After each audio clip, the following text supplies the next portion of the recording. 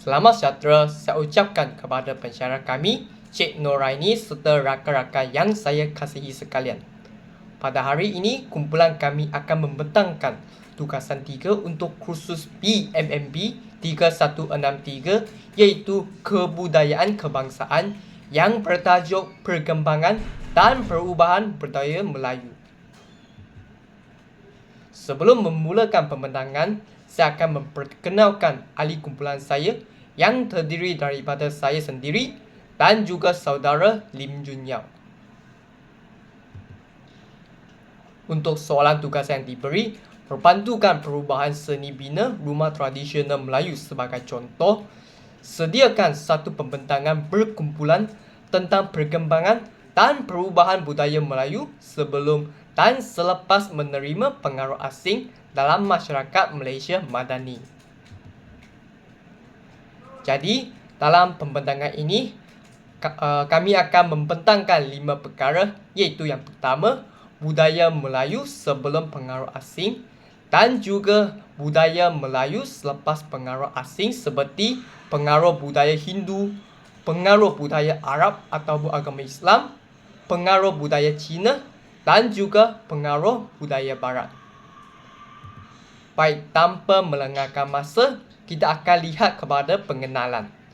Menurut Kroeber dan juga Klashon 1952, budaya didefinisikan sebagai suatu gaya ataupun cara hidup manusia secara keseluruhan, termasuklah pemikiran, nilai pengetahuan, pelakuan dan bahan material yang dikongsi oleh mereka.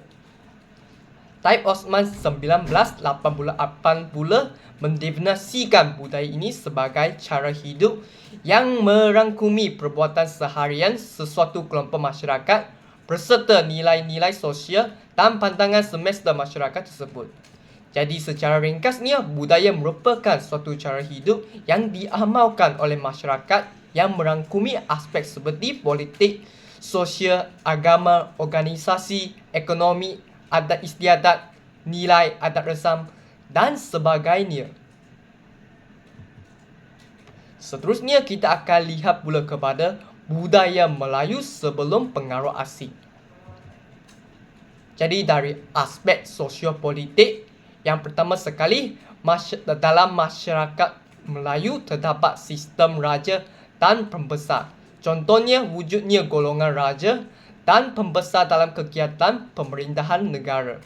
Raja merupakan ketua negeri yang berkuasa mutlak, mempunyai kuasa dari aspek hal ehwal luar negeri, ketua hakim dan perundangan serta berkuasa untuk melantik pembesar. Seterusnya, terdapat juga sistem iaitu hierarki bersepadu. Jadi tujuan utama hierarki ini adalah diamalkan untuk menentukan kedudukan dan tugas golongan pemerintah serta memastikan keharmonian dalam masyarakat. Untuk aspek sosioekonomi pula, menurut Nik Hassan Suhaimi, Nik Abdul Rahman 2002, masyarakat tempatan di Tanah Melayu menjalankan sistem ekonomi mereka yang tersendiri iaitu sistem ekonomi sara diri. Jadi kegiatan ekonomi sara diri ini merujuk kepada aktiviti ekonomi yang bertujuan untuk memenuhi keperluan asas keluarga ataupun komuniti tanpa bergantung pada pasaran luar. Antara contoh ekonomi sara diri adalah seperti pertanian, perikanan, peternakan, mencari hasil hutan, memburu binatang, pelombongan, dan pertukangan.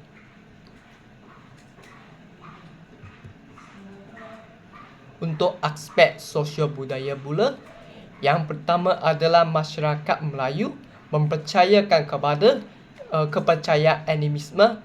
Jadi kepercayaan animisme ini adalah merujuk kepada kepercayaan bahawa setiap yang wujud di alam ini mempunyai roh.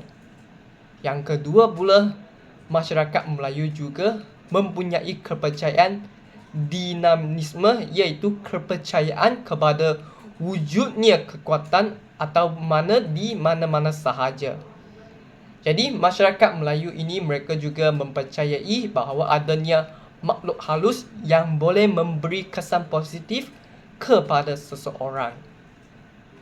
Dari aspek pendidikan pula, pendidikan ini hanya adalah tertumpu kepada golongan atasan sahaja. Seterusnya, marilah kita lihat pula kepada pengaruh budaya Hindu. Jadi, antara pengaruh Hindu terhadap aspek sosiopolitik dalam budaya Melayu adalah yang pertama, gelaran raja kepada ketua pemerintah. Jadi di bawahnya kerabat diraja dan juga pembesar termasuklah ahli agama iaitu Brahmin, rakyat dan juga hamba.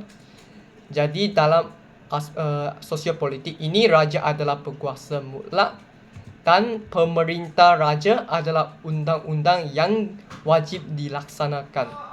Jadi sekiranya melanggar pemerintah bermakna mendahaka dan tidak akan diampunkan.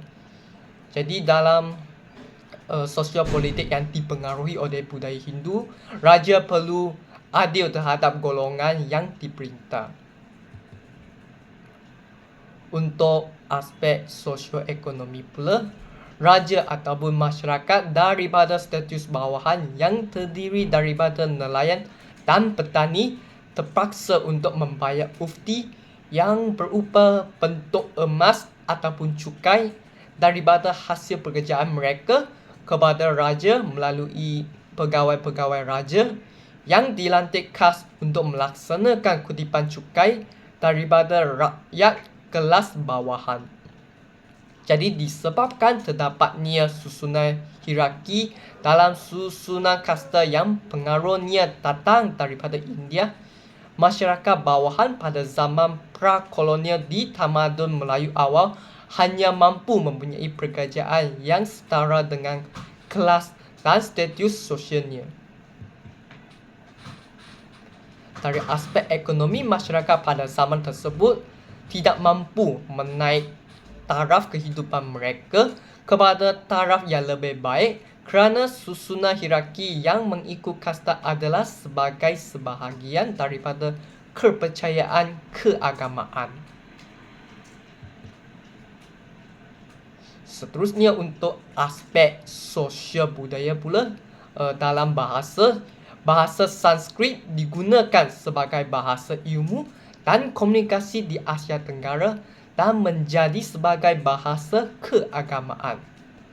Bahasa Sanskrit juga menjadi bahasa yang berkaitan dengan pemerintah dan digunakan dalam bahasa Melayu.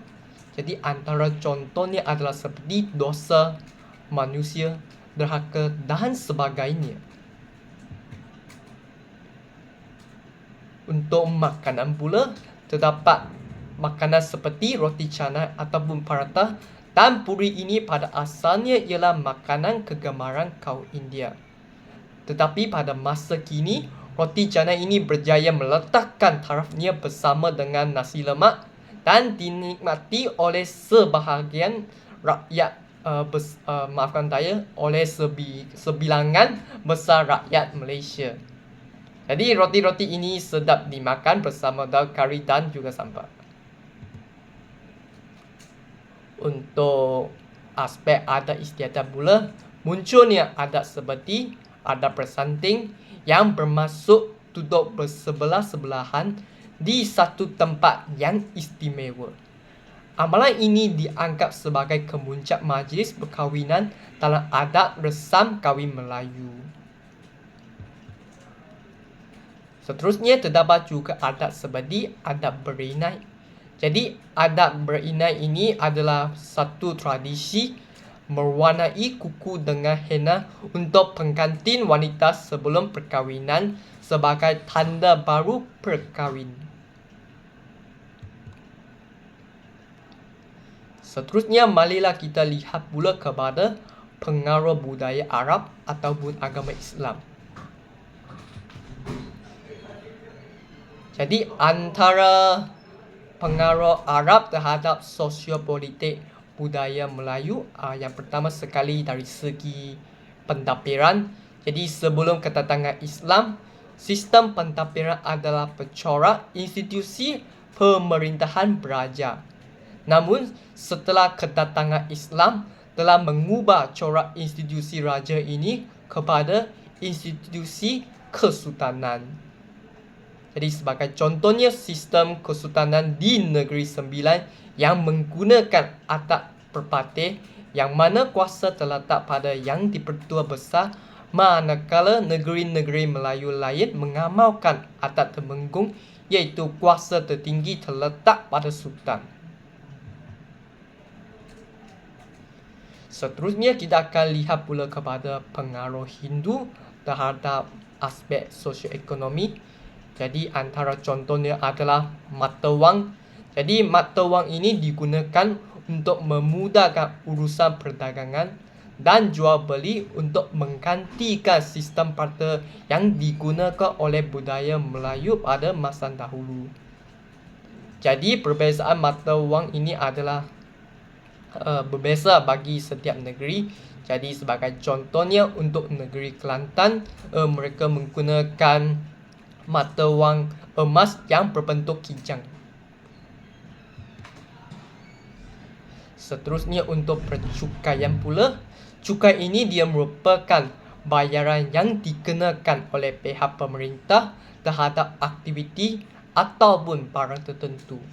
Jadi, cukai ini digunakan bertujuan untuk meningkatkan sumber pendapatan kerajaan dan pembangunan negara. Jadi, dalam hukum kanun Melaka, amalan riba ini tidak dibenarkan dalam masyarakat Melayu. Seterusnya adalah pengaruh Hindu terhadap aspek sosial budaya. Jadi dalam aspek agama dan juga kepercayaan, masyarakat Melayu ini mengamalkan kepercayaan animisme pada zaman dahulu.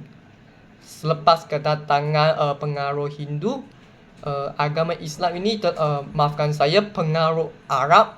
Jadi agama Islam ini telah mengubahkan masyarakat Melayu dengan memperkenalkan ilmu berteraskan tauhid, iaitu mempercayai Tuhan Yang Maha Esa. Untuk aspek pendidikan pula, sebelum kedatangan Islam, sistem pendidikan oleh masyarakat Melayu ini adalah tidak teratur dan terdapat banyak golongan buta huruf dalam kalangan masyarakat Melayu. Jadi selepas kedatangan Islam, mereka telah memperkenalkan dua jenis pendidikan, iaitu pendidikan formal dan juga pendidikan tidak formal.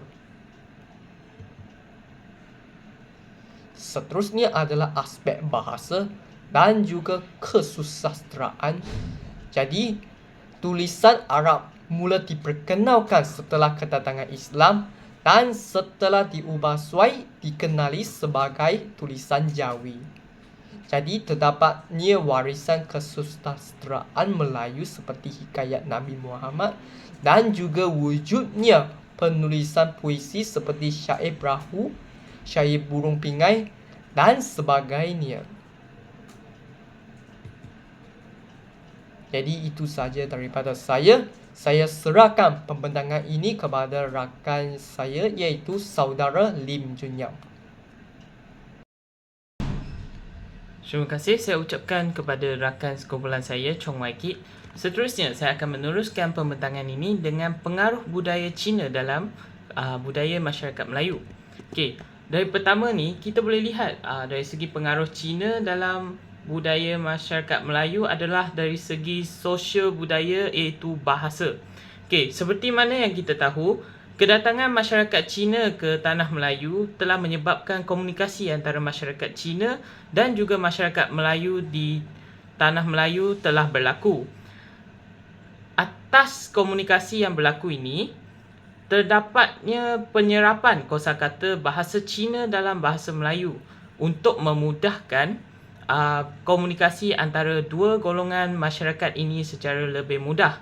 Sebab seperti mana yang diberitahu tadi, kata pinjaman bahasa Cina meliputi perkataan-perkataan berkaitan dengan makanan, adat istiadat, sistem panggilan, peralatan, permainan dan kebudayaan. Dalam penyerapan ini, kata asal bahasa Cina telah dikekalkan dari segi bunyi dan juga maknanya. Sebagai contoh, perkataan bihun yang merujuk kepada jenis mi yang kecil telah dikekalkan dari segi ejaannya sekali, iaitu BIHUN dalam bahasa Cina, dalam bahasa Melayu juga BIHUN. Pada masa yang sama, selain daripada bihun, ada perkataan kuaci, KUACI, perkataan angpau yang sepatutnya disebut dalam bahasa Cina angpau, telah diubah kepada angpau, ANGPAU. Selain daripada itu, perkataan daripada bahasa Hokkien iaitu sampan yang merujuk kepada jenis bot yang kecil juga telah diterjemahkan secara terus dalam bahasa Melayu iaitu sampan, SAMPAN. Okey, selain daripada bahasa, pengaruh Cina dalam kebudayaan Melayu juga boleh diperhatikan dari segi seni bina itu sendiri. Sebagai contohnya, seni bina Masjid Beijing di Rantau Panjang, Kelantan. Jika diperhatikan dari segi corak pembinaan masjid tersebut adalah sama seperti corak pembinaan rumah yang terdapat di negara China. Bumbung yang berjenis lebih kurang seperti tanduk kerbau adalah merupakan satu budaya pembinaan dalam setiap pembangunan bangunan di negara China pada masa dahulu. Selain daripada itu, pengaruh Cina juga boleh diperhatikan dari segi sosial budaya makanan masyarakat Melayu. Seperti mana yang kita tahu, kedatangan masyarakat Cina ini telah membawa budaya masakan menggunakan kicap soya, sos tiram, berbola ikan dalam masakan masyarakat Melayu. Contoh masakan yang paling digemari oleh masyarakat Melayu yang kita boleh lihat pada hari ini seperti sup berbola ikan, sup wantan. Semua berbola ikan dan wantan ini merupakan makanan tradisional daripada masyarakat Cina yang telah diterapkan dalam masakan Melayu. Sebagai contohnya, berbola ikan telah digunakan untuk memasak sup sayur ayam. Penggunaan ini telah menunjukkan bahawa budaya masyarakat Melayu dari segi pemakanan juga menerima sedikit pengaruh daripada budaya Cina. Selain daripada itu, pengaruh budaya Cina ini juga boleh dilihat dari segi adat perayaan. Sebagai contohnya, pemberian angpau. Angpau merupakan sampul surat yang diisi dengan wang untuk diberikan kepada anak-anak. Seperti mana yang kita tahu, angpau ini dalam budaya masyarakat Cina mempunyai makna untuk memberi kesejahteraan dan menjamin keselamatan anak-anak yang kecil. Jika diperhatikan dalam Hari Raya Aidilfitri, masyarakat Melayu sebenarnya juga mengamalkan budaya ini, di mana mereka akan memberikan sampul surat yang berwarna hijau yang diisi dengan wang untuk diberikan kepada anak-anak mereka. Budaya ini sebenarnya mendapat ilham daripada budaya masyarakat Cina dan kemudiannya disesuaikan dengan budaya masyarakat Melayu. Selain daripada itu, pengaruh Cina dalam adat perayaan juga boleh diperhatikan dari segi permainan bunga api dan juga mercun. Seperti mana yang kita tahu, permainan bunga api dan mercun ketika Hari Raya Aidilfitri ini juga merupakan antara pengaruh budaya masyarakat Cina. Permainan mercun dan bunga api ini dalam konteks budaya masyarakat Cina adalah untuk menghalau makhluk hantu raya pada Hari Raya Cina. Ini merupakan kisah dongeng pada zaman dahululah. Dan untuk kegunaan hari ini, penyalaan mercun ini bukan sahaja dipercayai boleh menghalau roh yang jahat, malah juga mewakili berlakunya satu peristiwa yang real, berlakunya satu peristiwa yang boleh dibanggakan oleh semua lapisan masyarakat. Namun begitu, amalan bermain mercun dan bunga api dalam masyarakat Melayu ini mempunyai sedikit perbezaan dengan masyarakat Cina, di mana mereka hanya bermain untuk memeriahkan lagi sambutan Hari Raya Aidilfitri yang dianjurkan setahun sekali sahaja. Seterusnya, kita lihat kepada pengaruh Barat terhadap kebudayaan masyarakat Melayu. Okey, di sini kita boleh tahu pengaruh Barat ini telah memberi kesan kepada sosio-ekonomi. Contoh yang paling ketara adalah mengamalkan sistem ekonomi secara kapitalis yang menjadikan faedah sebagai asas. Sebagai contohnya, faedah akan dikenakan kepada penghutang yang meminjam wang dari mana-mana pihak, sama ada pihak bank ataupun pihak persendirian.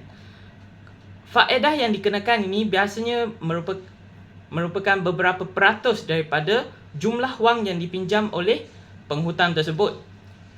Oleh itu, penghutang tersebut perlu membayar lebih banyak daripada amount yang dipinjam apabila mereka membayar balik amount wang tersebut. Selain daripada itu, sistem ekonomi juga dibahagikan mengikut bangsa semasa pemerintahan British. Dalam konteks ini, kita boleh tahu jika pada zaman dahulu, masyarakat Melayu kebanyakannya adalah bekerja sebagai nelayan, petani, masyarakat India pula peladang estet, masyarakat Cina pula kebanyakannya pedagang ataupun pelombong biji timah. So, jadi dalam keadaan ini, kita boleh tahu jurang perbezaan ekonomi antara orang Melayu, Cina dan juga India adalah semakin besar. Okay, kita boleh lihat dari segi pengaruh sosial politik pula. Jika diperhatikan pada zaman dahulu, masyarakat Melayu mengamalkan sistem beraja. Namun selepas kedatangan pihak British, sistem beraja ini telah digantikan dengan sistem demokrasi. Dalam sistem demokrasi ini, suara rakyat adalah diberi keutamaan dan rakyat berkuasa sepenuhnya untuk memilih pemimpin yang dipercayai boleh membantu mereka serta memajukan negara. Sehinggalah hari ini, negara Malaysia masih mengamalkan sistem demokrasi, tetapi corak sistem demokrasi ini adalah sistem demokrasi perlembagaan, di mana raja masih merupakan pemimpin tertinggi, tetapi di bawahnya adalah ahli-ahli politik yang dipilih oleh rakyat sendiri. Okey. Selepas itu adalah pengaruh Barat dari segi sosial budaya masyarakat di Malaysia, Melayu di Malaysia. Jika diperhatikan dalam konteks ini, masyarakat Melayu pada hari ini semakin berfikiran secara lebih terbuka. Hal ini kerana mereka telah terpengaruh dengan konsep-konsep pemikiran Barat yang menerima apa sahaja perbezaan dari segi darjat manusia. Keadaan ini menyebabkan mereka mengiktirafkan berkesedudukan tanpa nikah, di mana orang yang sepasang pasangan yang masih belum berkahwin boleh duduk sekali dalam satu rumah. Selain daripada itu, pengaruh sosial Barat juga boleh dilihat di mana mereka mengiktiraf kewujudan golongan gay dan juga lesbian. Selain daripada itu, oleh kerana mereka berfikiran secara lebih terbuka, mereka lebih mempercayai benda-benda yang boleh diperjelaskan melalui ilmu sains dan menyebabkan mereka kurang mempercayai pantang larang dan juga petua-petua yang diwariskan oleh generasi yang tua. Selain daripada itu, pengaruh Barat juga boleh dilihat dari segi pemakaian, di mana golongan muda Melayu pada hari ini telah terjejas dengan corak pemakaian di negara Barat. Sebagai contohnya, pemakaian seluar jeans dalam kalangan golongan Melayu yang muda. budaya pemakaian jeans ini adalah sangat popular dalam kalangan masyarakat Melayu, Cina, India yang muda. Hal ini kerana pemakaian jeans ini menyebabkan mereka kelihatan lebih kacak dan lebih selesa. Selain daripada itu, budaya pemakaian tali leher dalam majlis yang rasmi juga telah dipraktikkan dalam budaya Melayu pada hari ini. Ketika menghadiri majlis yang rasmi, ramai masyarakat Melayu yang akan memakai pakaian formal dan memakai tali leher. Tali leher ini merupakan tanda penghormatan kepada suatu majlis tersebut. Selain daripada itu, namun begitu, budaya pemakaian barat ini juga membawa impak yang negatif kepada masyarakat Melayu pada hari ini. Sebagai contohnya, budaya masyarakat Melayu yang memakai pakaian yang pendek dan menjolok mata. Seperti mana yang kita lihat dalam video-video ataupun filem-filem masyarakat barat, mereka akan memakai pakaian yang pendek, contohnya hot pants dan sebagainya, yang tidak menutup aurat, menyebabkan sama ada kaki mereka boleh dilihat, bahagian perut mereka boleh dilihat dan bahagian leher mereka boleh dilihat. Corak pemakaian ini adalah salah di sisi agama Islam. Selain daripada itu, pengaruh barat juga boleh diperhatikan dalam budaya perayaan. Terdapat dua jenis perayaan di sini yang boleh saya kongsikan. Yang pertama, masyarakat Melayu mengalami sedikit perubahan dari segi sambutan perayaan hasil daripada pengaruh barat, khususnya budaya sambutan hari lahir. Sebagai contohnya, budaya meniup lilin dalam sambutan hari lahir. Bilangan lilin yang dibakar adalah berdasarkan umur individu yang menyambut hari lahir tersebut. Apabila lilin dibakar, individu yang menyambut hari lahir perlulah berhajat terlebih dahulu sebelum beliau meniup lilin tersebut. Dan setelah meniup lilin tersebut, individu tersebut bolehlah memotong kek dan memberikan kek itu kepada rakan-rakan dan ahli keluarga yang lain sebagai satu tanda penghargaan kepada orang-orang yang lain. Selain daripada itu, pengaruh barat dalam sosial masyarakat Melayu juga boleh diperhatikan dalam majlis perkahwinan. Jika diperhatikan dalam budaya masyarakat Melayu yang pada zaman dahulu, mereka hanya mengamalkan adat bersanding saja. Namun begitu, jika diperhatikan pada zaman sekarang, akan ada pasangan yang akan mengadakan satu jamuan makan malam ataupun parti pada waktu malam sebagai satu sambutan dan untuk berkongsi kegembiraan perkahwinan ini bersama-sama dengan ahli keluarga mereka serta rakan-rakan mereka. Selain daripada sambutan perayaan, pengaruh barat juga boleh dilihat dari segi kesenian muzik pada hari ini. Jika diperhatikan pada hari ini, budaya kesenian masyarakat Melayu juga menerima pengaruh barat. Hal ini boleh dibuktikan melalui kemasukan unsur-unsur muzik jazz dan juga rap yang berasal daripada negara England dan juga Amerika telah diterapkan dalam muzik tempatan pada hari ini. Keadaan ini menyebabkan banyak masyarakat muda lebih berminat dengan muzik-muzik yang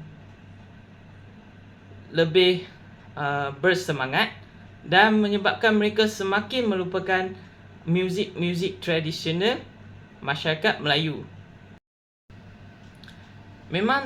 Kesimpulannya, memang tidak dapat dinafikan bahawa budaya masyarakat Melayu telah menerima pengaruh daripada budaya-budaya asing. Namun begitu, bukan semua budaya adalah sesuai untuk dipraktikkan dalam kehidupan kita pada hari ini kerana sesetengah budaya itu mungkin menyalahi undang-undang agama. Sebagai contohnya, budaya barat yang membolehkan kita memakai pakaian yang pendek dan tidak menutup aurat sebenarnya adalah tidak sesuai kerana ia menyalahi agama Islam yang meminta umat para penganutnya untuk memakai pakaian yang menutup aurat. Oleh itu, masyarakat perlu berhati-hati untuk mempraktikkan sebarang budaya dan berfikir berlandaskan kesesuaian agama mereka sendiri sebelum mereka mempraktikkan suatu budaya tersebut dalam kehidupan mereka. Berikut merupakan senarai rujukan kami. Sekian, terima kasih.